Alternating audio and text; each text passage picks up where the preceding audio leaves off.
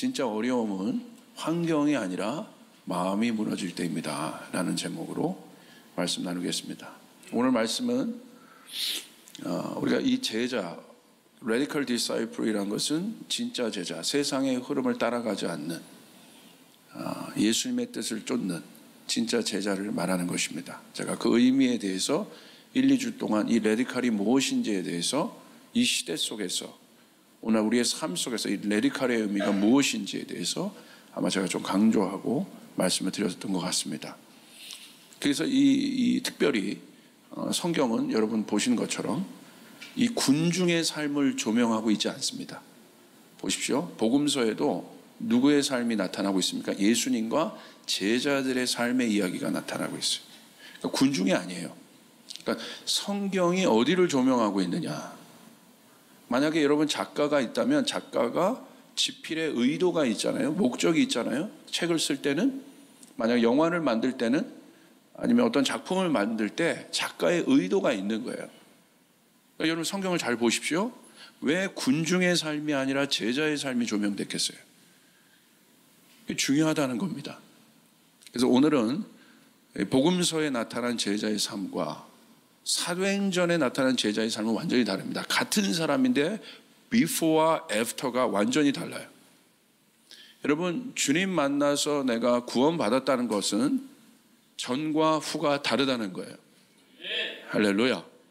전과 후가 다르다는 거예요. 이건 굉장히 중요한 문제입니다.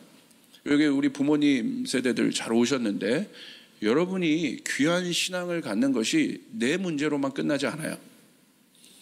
우리가 조금 더 예수님을 따른다는 것이 무엇인지 한번 생각해 보길 바랍니다.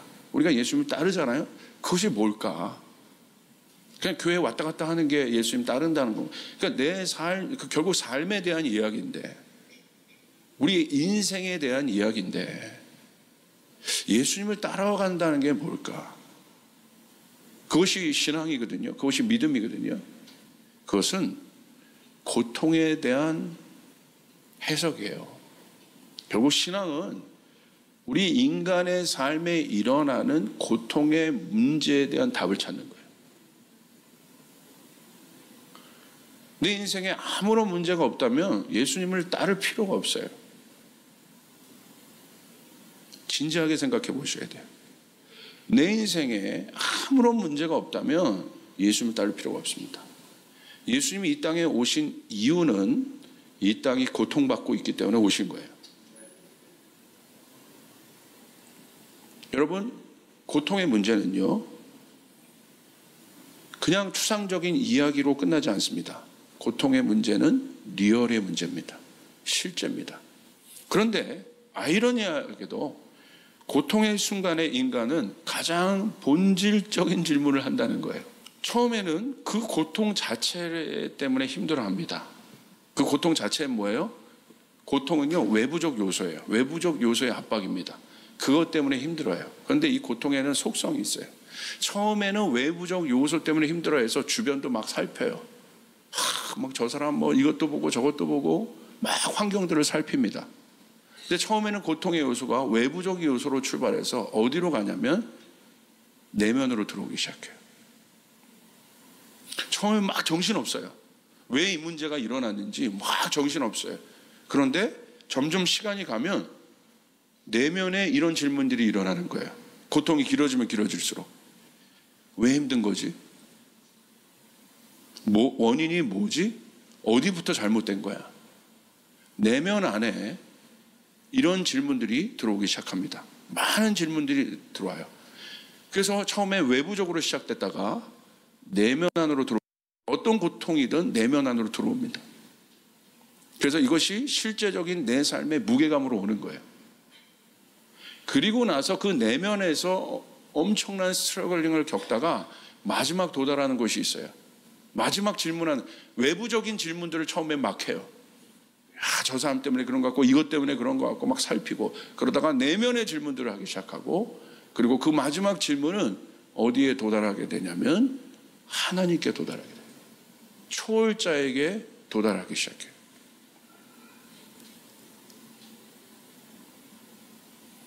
왜 그럴까요? 고통 자체가, 고통의 정의 자체가 내 인간의 능력을 넘어선 거기 때문에. 내가 만약에 컨트롤하고 조정할 수 있다면 여러분 그건 고통스럽지 않아요. 약간 힘든 거지. 제가 만약에 제가 조금 뭐 예를 들어서 여러분 조금 뭐 어지럽고 아프고 몸이 쑤시고 그럴 수 있잖아요. 그런데 내가 그것을 컨트롤하고 조절할 힘이 있다고 내가 느끼면 그게 조절이 돼요. 근데 언제 여러분 들어눕습니까? 내 역량을 넘어버릴 때 내가 들어놓아버리는 거예요. 그러니까 내 힘으로 안 되는 순간이 고통인 거예요. 그러니까 이 고통의 끝은, 그 내면의 질문의 끝은 누구를 찾게 돼 있어요? 초월자를 찾게 돼 있는 거예요. 하나님을 찾게 돼 있는 거예요. 결국 하나님을 믿는다는 것은, 내가 리얼 디사이플이 된다는 것은, 진짜 제자가 된다는 것은, 내가 예수님을 따라가려면 그 예수님의 존재가 내 안에 인식이 돼야 돼요. 할렐루야. 아멘. 추상적인데 어떻게 따라가겠어요? 그래서 못 따라가는 거예요.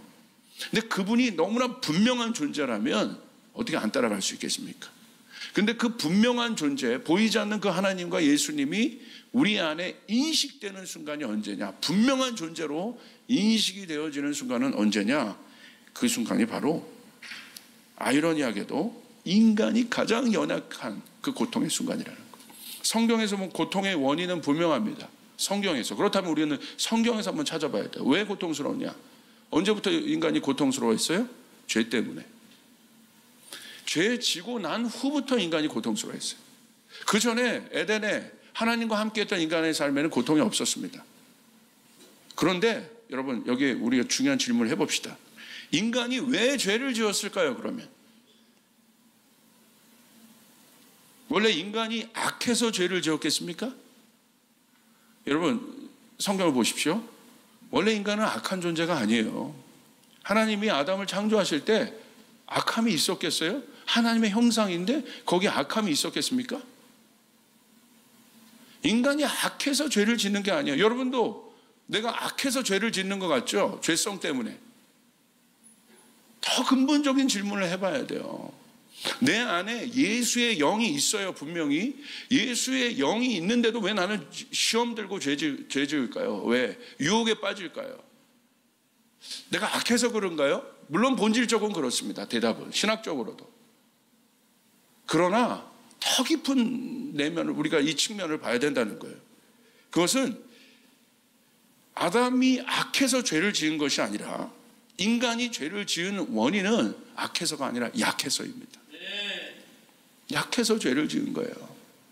약하다는 건 뭐예요? 우리가 하나님 같지는 않다는 거야. 그 말은 뭐예요? 우리가 하나님이 필요한 존재라는 거예요. 할렐루야. 그게 약하다는 거예요. 강한 사람 보십시오. 강한 사람의 특징은 뭐예요?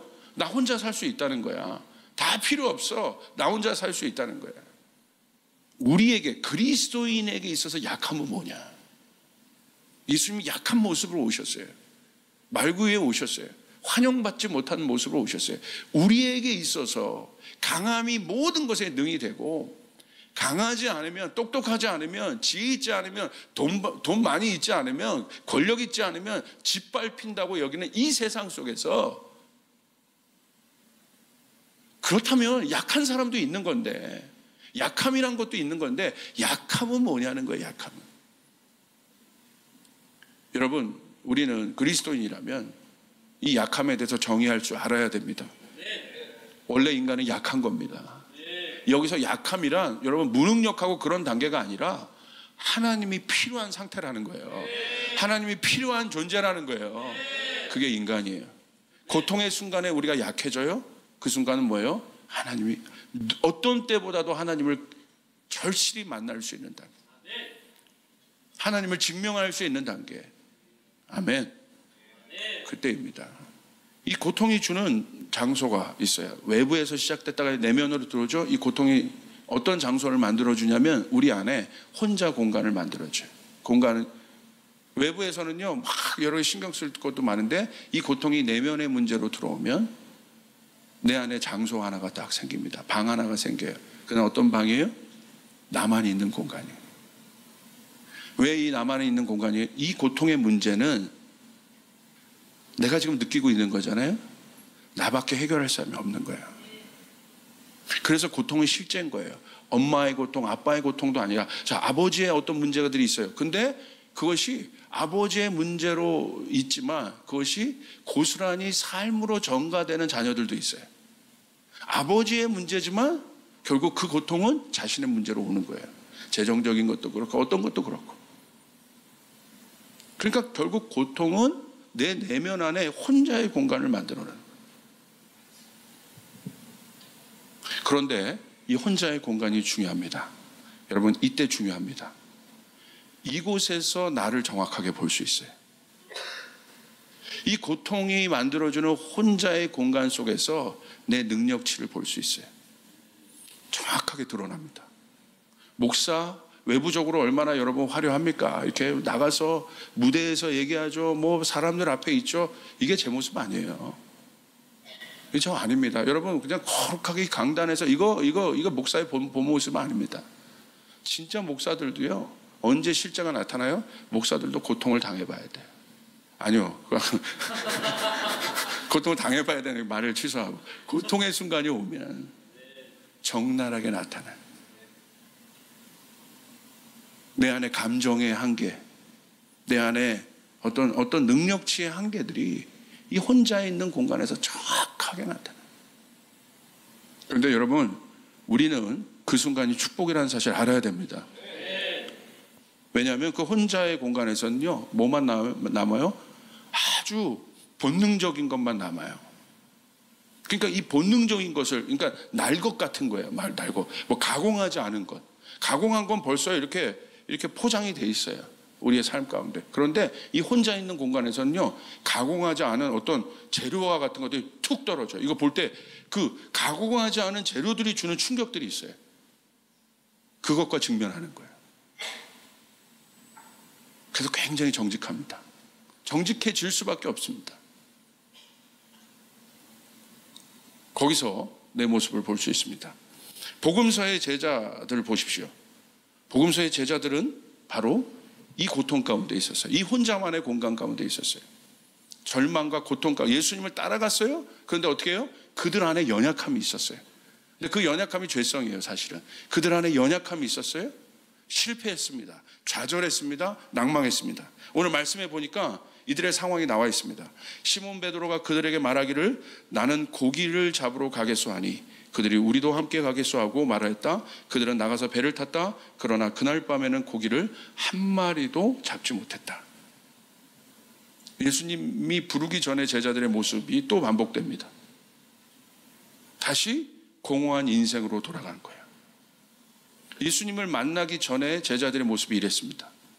밤이 맞도록 수고했는데도 한 마리도 잡지 못했어요. 근데 예수님 만났어요. 따라오라고 했습니다. 내가 이제 너를 그 고기가 아니라 사람 낚는 어부가 되게 하겠다. 다른 삶을 살도록 하겠다. 할렐루야. 그래서 예수님 따라오라고 했어요. 예수님 택하셨어요. 근데 결국은 이들의 연약함 때문에 예수님을 버립니다. 실패합니다. 좌절합니다. 그 어떤 때보다도 고통스러운 순간일 거예요. 근데 그 고통이 어디에 있어요? 외부적인 것이 무너졌지만 사실 어디가 무너져 있는 거예요? 내면이 무너져 있는 거예요. 다시요? 고통 가운데 있습니까? 고통 가운데 막 정신 차리고 내가 빠져나가야지 마음 먹는다고 빠져나옵니까? 그게 해결이 됩니까? 내 힘으로 이미 이 장기적인 고통 가운데 들어간 분들은 더 해결이 안 돼요, 이게. 그러니까 그 절망감이 더 깊어져요. 왜? 움직이면 움직일수록 내 힘을 막 쓰면 쓸수록 어떻게 해요? 더 빠져요. 그게 수렁이에요. 시편에도 나와 있는 것처럼 주님이 깊은 수렁에서 우리를 건지신다고 되어 있어요. 수렁은 뭐예요? 내 힘으로 빠져나올 수 없다는 거야. 내 힘으로 해결할 수 있으면 그건 고통이 아니요. 그것은 어려운 거예요. 그냥 성경에서 말하는 고통은 내 힘으로 해결할 수 없는 상태라는 거예요. 그 계절이 내 인생 가운데 올 수 있다는 거예요. 우리 가정에 올 수 있다는 거예요. 우리 나라에 올 수 있다는 거예요. 복음서의 제자들이 수렁에서 나올 수 있었던 것은 빠지면 빠질수록 힘이 더 드는데, 노력하면 노력할수록 더 힘이 더 드는데, 그때 그 순간에 누가 찾아온 거예요? 주님이 찾아왔다는 거예요. 다른 힘이 찾아왔다는 거예요. 오늘 여러분에게 그 일들이 일어날 것입니다. 일어날 것입니다. 아멘. 예수에 대한 그 작은 소망 하나가, 그래도 예수님의, 그들이 실패하고 좌절했지만 그 안에 예수님에 대한 작은 소망 하나가 있는 거예요. 그 소망 하나가, 그게 제자예요. 어떤 상황에서도 그 작은 소망의 불씨를 꺼트리지 않는 것. 여러분, 활활 타오르지 않아도 돼요. 어떻게 수렁에서 활활 타오릅니까, 내 삶이? 여러분, 중요한 것은 여러분이 아무리 어려운 상황에서도 주님을 향해서 작은 불씨 하나만 지키면 되는 거예요. 그러면 주님이 오시는 거예요. 그럼 주님이 오세요. 이게 진리예요. 제자들, 주님이 해결하신 거예요. 여러분이 주님의 뜻대로 살아가고자, 제자의 삶을 살고자 여러분 결단했습니까? 군중은 그 결단을 하지 않지만 여러분 결단했습니까? 그러면 어려움이 옵니다. 낭망하고 실망하지 마십시오. 제자들에게 주님이 찾아가신다는 거예요. 할렐루야. 제자들은 주님이 찾아가세요. 나를 따르고자 마음먹은 자들에게 주님은 가서 그 문제 해결하십니다. 밤이 맞도록 수고했는데 예수님이 찾아가셨어요. 수렁에서 나오는 답은 오직 하나입니다. 요한복음 21장 6절을 보십시오. 예수께서 그들에게 말씀하셨다. 그물을 배 오른쪽에 던져라. 그리하면 잡을 것이다. 제자들이 그물을 던지니 고기가 너무 많이 걸려서 그물을 끌어들일 수가 없었다. 할렐루야. 예수님은 언제나 이런 분이에요. 처음에 제자들을 부를 때도 밤이 맞도록 수고했는데 한 마리도 걸리지 못했지 않습니까? 근데 예수님이 깊은 곳에 그물을 던져라. 만선의 기쁨을. 오늘 이 절망과 수렁 속에 빠져있는 제자들에게도 예수님 찾아가셔서 깊은 곳에 실제적으로 그물을 내려라. 똑같이. 어떻게 해요? 한 마리도 못 잡혔는데 고기가 너무 많이 걸려서 그물을 끌어올릴 수가 없었다. 이 소망의 실제가 예수입니다. 여러분 안에 이 예수 붙잡을 수 있는 여러분 되시길 바랍니다. 자, 누가 제자가 되겠습니까? 이 수렁의 은혜를 경험해야 반드시 제자가 돼요. 이 광야의 시간이 있어야 제자가 되는 거예요. 하나님의 사람들은 반드시 광야의 시간을 걷는다고 했어요. 모세도 그랬고 다윗도 그랬고, 부르심에서 끝나지 않아요. 반드시 광야의 시간을 갖는 거예요. 사도행전의 제자를 보십시오. 달라집니다. 완전히 달라집니다. 그들은요 실제적인 어려움에 빠졌어요. 사도행전 16장 22절 25절. 무리가 그들을 공격하는 데 합세하였다. 그러자 치환관들은 바울과 실라의 옷을 찢어버리고 그들을 매로 치라고 명령하였다. 그래서 이 명령을 받은 부하들이 그들에게 매질을 많이 한 뒤에 감옥에 가두고 간수에게 그들을 단단히 지키라고 명령하였다. 간수는 이런 명령을 받고 그들을 깊은 감방에 두고서 그들의 발에 착고를 단단히 채웠다. 한밤쯤 되어서 바울과 실로가 기도하면서 하나님을 찬양하는 노래를 부르고 있는데 죄수들이 듣고 있었다. 사도행전 속에 나타난 고통과 수렁을 대하는 제자들의 태도는 이제 다릅니다. 매를 맞고 핍박을 받고 겨울이 왔는데 달라져요. 수렁에 빠졌는데 달라져요. 사도행전의 제자들은 자신의 능력으로 이 상황을 풀어나갈 수 있었어요. 역으로 이들은 하늘의 능력을 가졌기 때문에 풀어나갈 수 있었어요. 영적 원리도 알아요. 하늘의 능력을 소유했어요. 이들이 기도하면 막 죽은 자도 일어나요. 뭘 못하겠어요. 할 수 있었어요.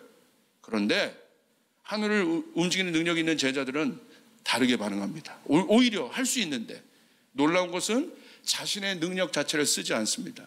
사단이 예수님을 광야에서 시험했어요. 네 능력 써서 증명해보라고. 예수님이 예수님에게 시험했는데 예수님이 그 능력 쓰지 않잖아요. 신적 능력 쓸 수 있는데 안 쓰잖아요. 기록된 말씀으로 이기십니다. 내면의 확신으로 이기십니다. 내면의 믿음으로 이기십니다. 할렐루야. 그럼 뭘 보여줘. 그러니까 이 세상은, 사단은 그들을 가두고, 이 세상의 환경은 그들의 발을 묶고 착고에 묶고 매질하고 실제적으로 핍박했지만, 그들을 묶고 있는 육신적인 환경은 실제적으로 어려웠지만 그 환경에 그들이 지배받을 수 있었고, 복음서의 제자들은 그 환경에 지배받아 어디까지 지배받았어요? 내면까지 지배받았지만, 하나님의 제자들, 사도행전에 이 수렁을 이미 이겨본 제자들, 십자가를 통과해본 제자들, 예수님의 존재를 확실히 믿고 있는 제자들은 내면이 지배당하지 않는 것이에요. 할렐루야. 환경이 있어도 이 내면을 뺏어갈 수 없는 것이에요. 그게 제자들입니다. 내면이 무너지지 않는 것이에요. 그래서 그들은 강한 것입니다. 감정적으로 무너지지 않아요. 생각으로 무너지지 않아요. 무너질 수밖에 없어요. 근데 그리스도인들은 다른 거예요.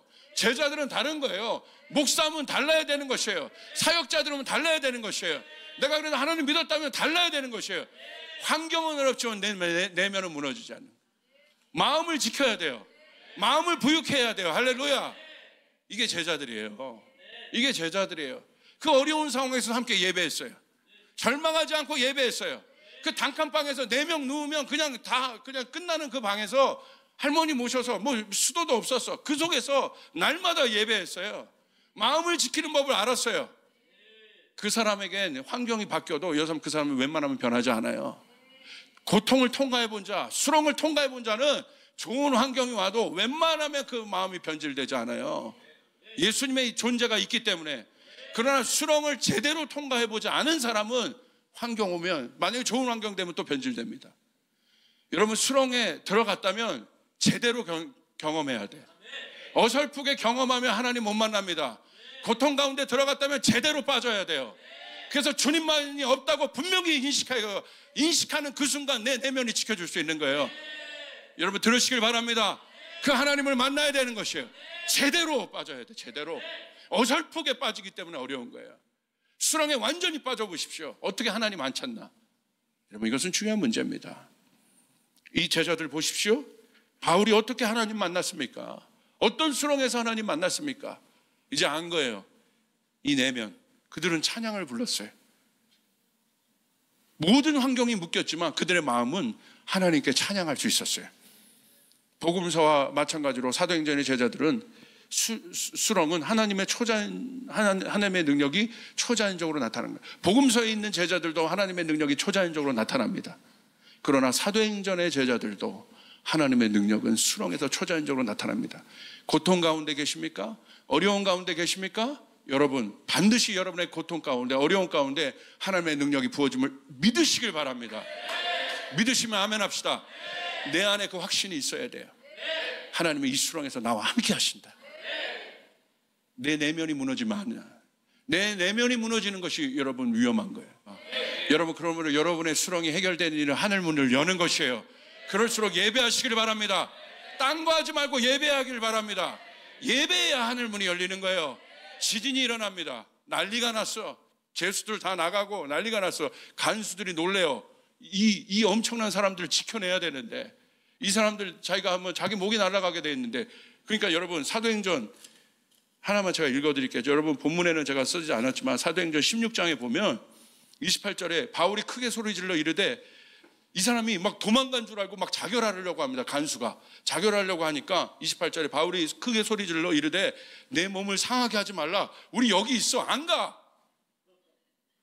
오히려 그 환경이 묶이면 도망가야 되는데 이들은요 벌써 이것을 넘어본 사람들이야. 이 사도행전의 제자들은 안 가. 불안해하지 마. 안 가. 여기 있을게. 문들은 다 열렸어요. 막 무너지고. 그럼 우리는 어떻게 야 좋다 빨리 빠져나가야지 막 이러는데 이 사도행전이 안 가. 왜 자결해? 안 가. 나 여기 있어. 또다시 묶어. 괜찮아. 여기 있어. 오히려 그런 상황인 거예요. 얼마나 이 내면이 부유하고 강건합니까? 그러니까 두려워 떠는데 그제서야 간수들이 진짜 능력을 본 거예요. 이들이 진짜 하나님의 사람이구나. 한 번도 보지 못한, 세상에서 보지 못한 사람들을 본 거예요. 안 도망가고 자기를 돌보잖아요. 걱정하지 말라고 하잖아요. 나 여기 있으니까. 다시 나를 묶어도 상관없어. 진짜 자유한 사람을 보잖아요. 그러니까 이 간수가 엎드려 구원해달라고 요청합니다. 그러니까 그 유명한 말씀이 나오는 거예요. 그들을 데리고 나가 이르되 선생들이여 내가 어떻게 하여야 구원을 얻으리이까. 이 간수도 본질 앞에 서게 됩니다. 그리고 뭐라고 얘기해요? 이르되 주 예수를 믿으라. 그리하면 너와 내 집이 구원을 받으리라 하고 주의 말씀을 그 사람과 그 집에 있는 모든 사람에게 전하더라. 할렐루야. 이 하나님의 놀라운 반주, 이 놀라운 능력, 이 일들이 제자의 삶 가운데 일어나는 것입니다. 사랑 여러분, 여러분, 주님의 제자가 된다는 것은 이게 레디컬하다는 거예요. 우리의 마음이 세상의 영향을 받지 않는 주님의 길을 따라가 보십시오. 주님 가시는 길을 여러분 따라가 보십시오. 담대하게 가보십시오. 고통이 올 겁니다. 겨울이 올 겁니다. 그러나 여러분, 다른 삶을 살게 될 겁니다. 불안해하지 않을 것입니다. 두려워하지 않을 것입니다. 낭망하지 않을 것입니다. 좌절하지 않을 것입니다. 주님이 나와 함께 하시기 때문에. 오늘 여러분, 하나님의 기적을 보고 싶습니까? 고통 앞에 서십시오. 그리고 그 고통 앞에서 마음을 무너지지 말고 주님을 찬양하십시오. 영광을 돌리십시오. 반드시 주님은 그 고통의 문제를 해서 구원의 문제로 바꿀 것입니다.